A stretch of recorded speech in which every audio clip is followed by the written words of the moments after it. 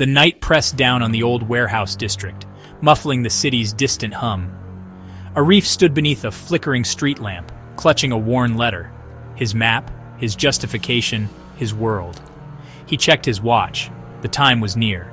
The warehouse loomed before him, windows dark, a final destination after years of waiting.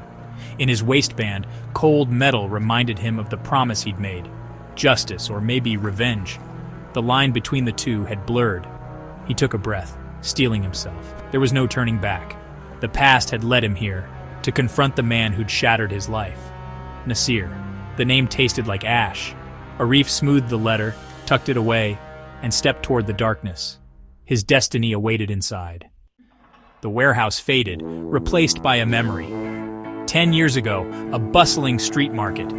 Young Arif laughed as his brother Zaid juggled apples, their bond unbreakable. Suddenly, a car tore through the crowd. Nasir at the wheel. The apples scattered, and Zaid was struck down. Arif ran to his brother, but it was too late.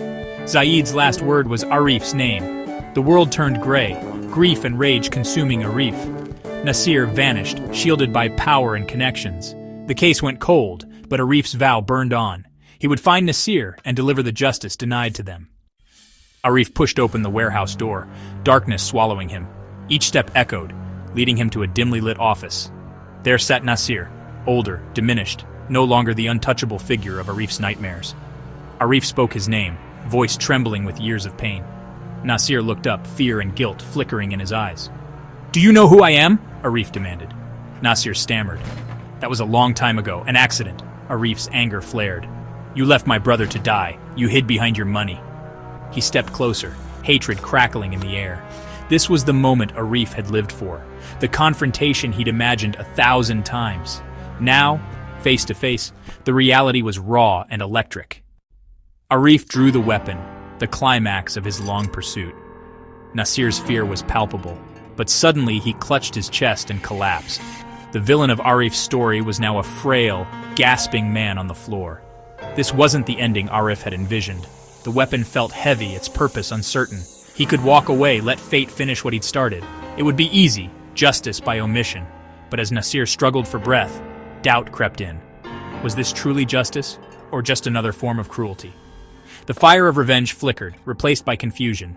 Arif stood at the edge of a choice he never expected. Arif's mind battled itself.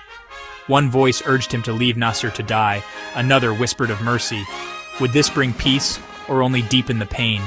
He saw Zaid's smiling face, not the broken body. Zaid wouldn't want this cycle of violence. Revenge was not justice. It was more suffering. Arif let the weapon fall, the sound final. He knelt, called for an ambulance.